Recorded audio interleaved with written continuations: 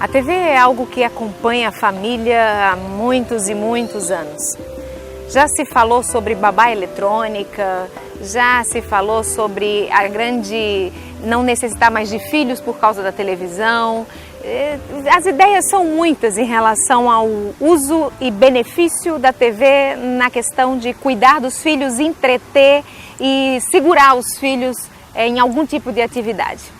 Na verdade, nós temos visto através dos tempos como a televisão tem ficado pior em suas programações, principalmente para os pequenos, para os nossos queridos, para os nossos filhos.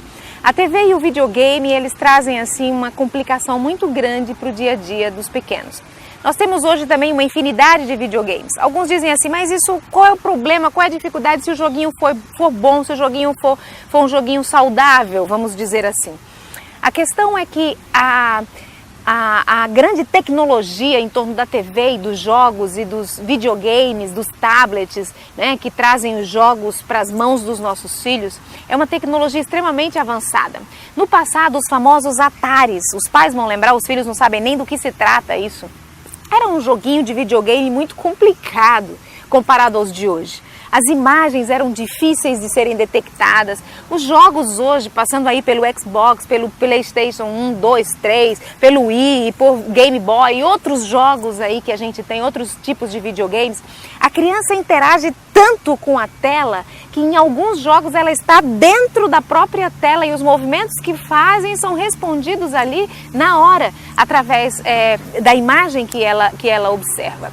Isso, queridos, parece algo inofensivo e até tecnologicamente super avançado, parece bacana, bom demais. O problema são as consequências dessas questões no dia a dia dos nossos filhos. Nós vamos conversar um pouquinho a respeito das dificuldades e dos problemas que a televisão e os videogames vêm acarretando para os nossos filhos. Um professor da USP fez um trabalho a respeito dos problemas, das dificuldades dessa tecnologia moderna da TV e dos videogames, dos tablets, e a interferência disso na vida psíquica, na vida fisiológica dos nossos filhos. E eu quero conversar com vocês um pouquinho a respeito disso. Esses jogos, a criança está na frente da televisão, na frente da tela, gera na criança um estado de sonolência ou de pré-consciência. Comece a observar o seu filho. Ele está lá assistindo um filminho, né, na televisão ou no computador, não importa o meio que ele está vendo, um filmezinho. E ele, aquelas imagens, aqueles recursos tecnológicos vão ali acontecendo, ele vai ficando, o olhinho dele vai fechando, alguns vão abrindo a boquinha, né? Eles vão ficando, parece que saem do corpo e ficam não sei aonde, enquanto eles estão observando. Isso é um estado de sonolência ou pré-consciência. Quando o indivíduo, criança ou adulto, está nesse estágio, eles perdem completamente a capacidade de defesa, ficam sem defesa e sem filtro. Aquilo que eles ouvem, aquilo que eles veem, interfere diretamente sobre eles. Eles não conseguem dizer não conseguem absolutamente nada. Pesquisas são feitas em torno disso e tem se observado, tem se visto de que eles realmente ficam à mercê daquilo que está sendo mostrado, daquilo que eles estão assistindo. As interferências são nas funções fisiológicas e também psicológicas. As interferências são muito fortes, mais do que nós conseguimos detectar e mais do que conseguimos ver. Especialistas têm feito pesquisas e estudos a respeito disso e chegado a essas conclusões. Nesses estudos que foram feitos pelo professor da USP, ele começa a perceber que os prejuízos nas crianças que passam muito tempo na TV e também em jogos, eles trazem algumas interferências tanto fisiológicas quanto também interferências psicológicas na vida dos nossos filhos. E algumas dessas interferências fisiológicas eu quero trabalhar com vocês.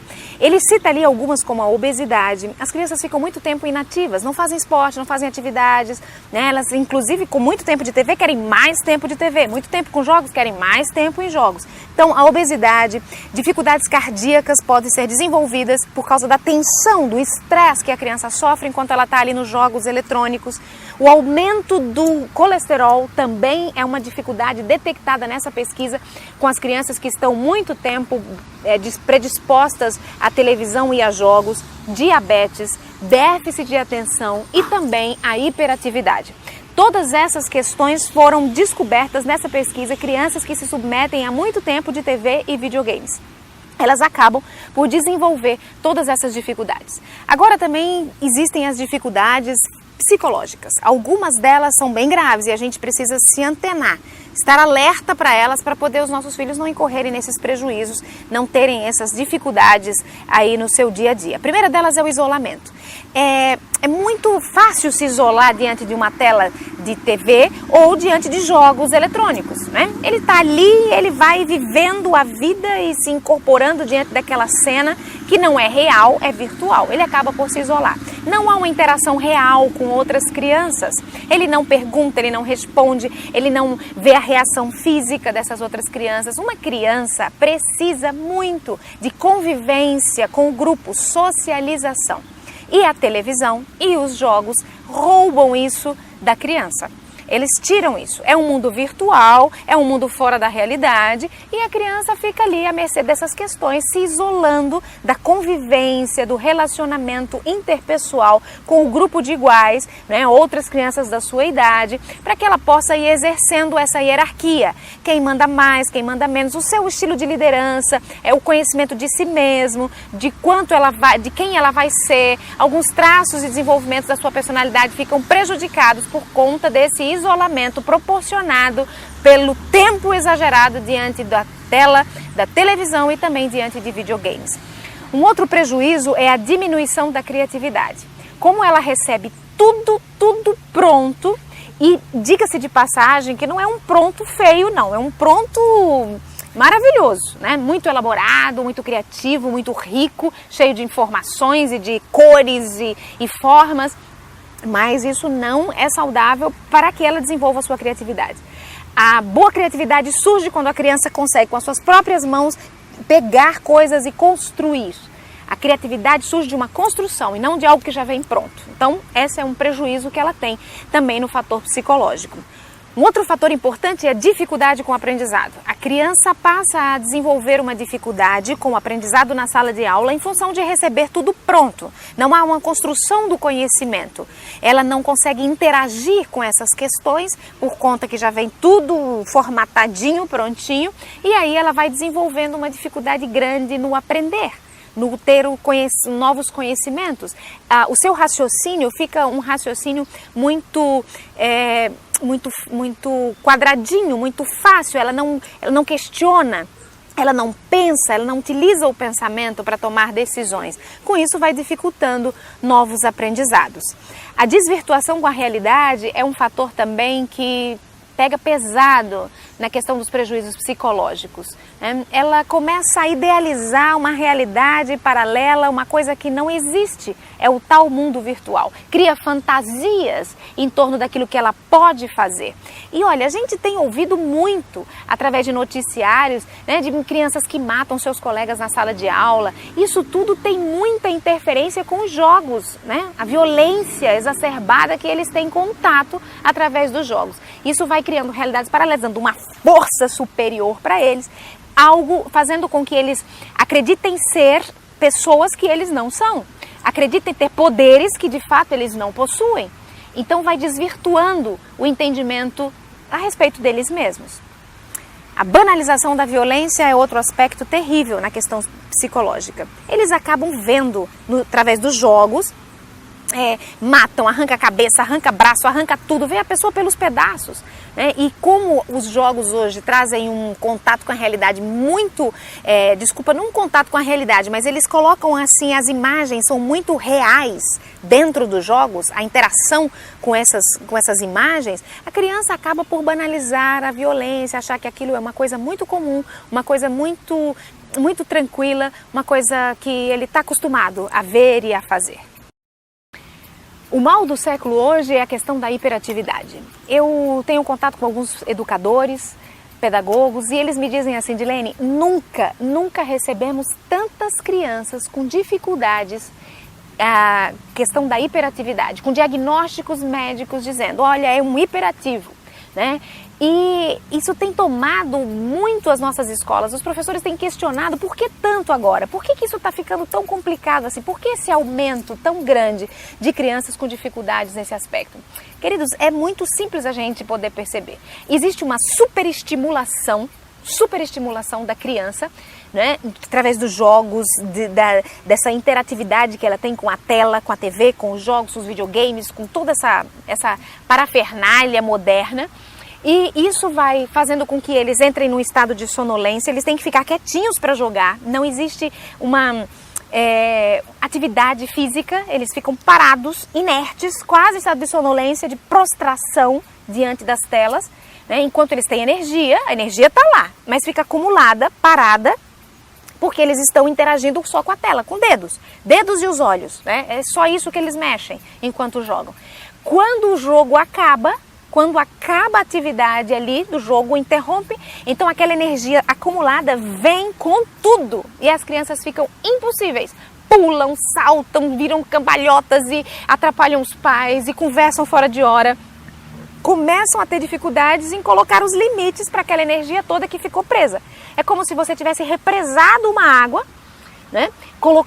Segurado aquilo mais do que é necessário. E quando finalmente você libera aquela água, a enxurrada vem com tudo. É mais ou menos isso que acontece no processo do comportamento dos nossos filhos. Eles ficam represados pelos jogos e pela TV, e quando eles são liberados, saem dali da tela, dos jogos, da televisão e vão para o ar livre, ou mesmo dentro de casa, o que é pior, ou sala de aula, eles querem extravasar toda aquela energia que ficou ali presa e acumulada.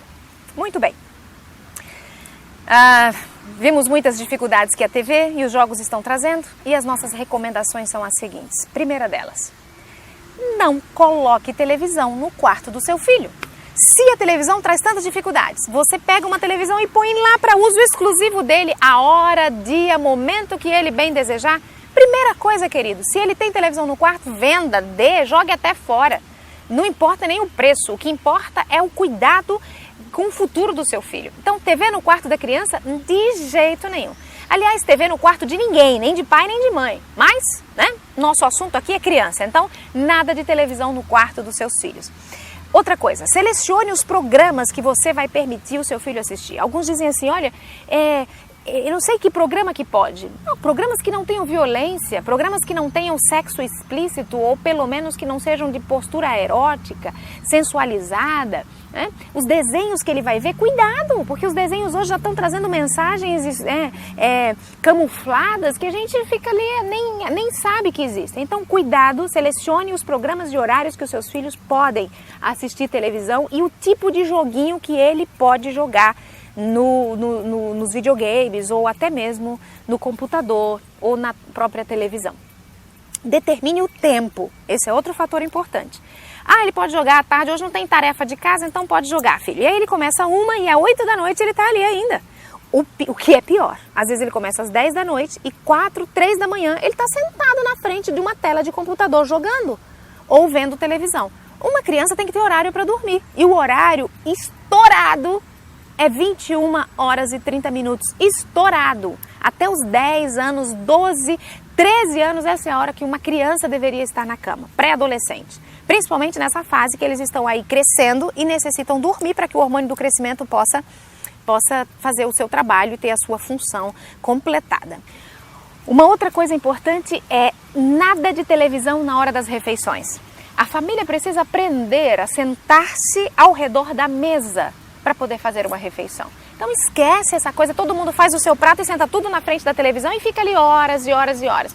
Nem a digestão consegue ser feita com sucesso, porque a concentração das crianças, todo o processo está ali voltado, fixado naquilo. Alguns põem uma colherada na boca e joga, põem uma colherada na boca e joga. Pode acontecer. O horário da refeição precisa ser um horário tranquilo, sossegado. E o ideal é que a família se reúna e possa bater papo, conversar. Esse é o momento ideal para isso.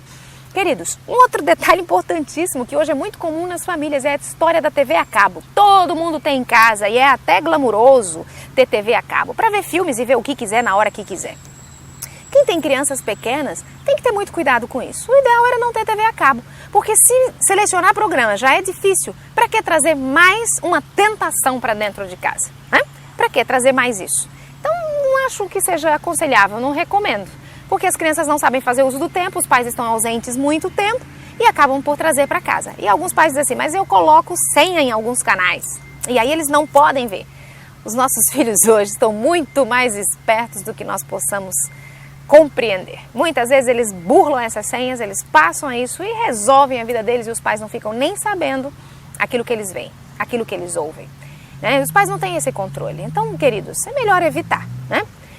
Eu quero dizer para vocês que a Sociedade Americana de Pediatria, no ano de 2004, ela colocou ali num dos artigos, ela disse assim: uma criança até 2 anos de idade não devia assistir nada de televisão, até os 2 anos de idade.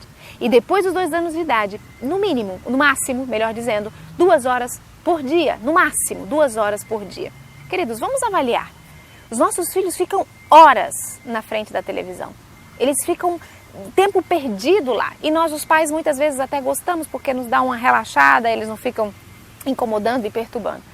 Nós precisamos ter a responsabilidade, porque nós estamos construindo o futuro. Nós estamos construindo aí a vida dos nossos filhos. E construir a vida dos nossos filhos não é uma tarefa fácil. A TV tem o seu lugar. Eu não estou dizendo que nós devemos eliminar completamente a televisão, mas precisamos ensinar os nossos filhos a usá-la. Porque se um dia eles precisarem fazer isso sozinhos, eles saberão como fazer. A responsabilidade é nossa, queridos, porque coube a nós ensinar os nossos filhos, ensinar a criança o caminho que ela deve andar.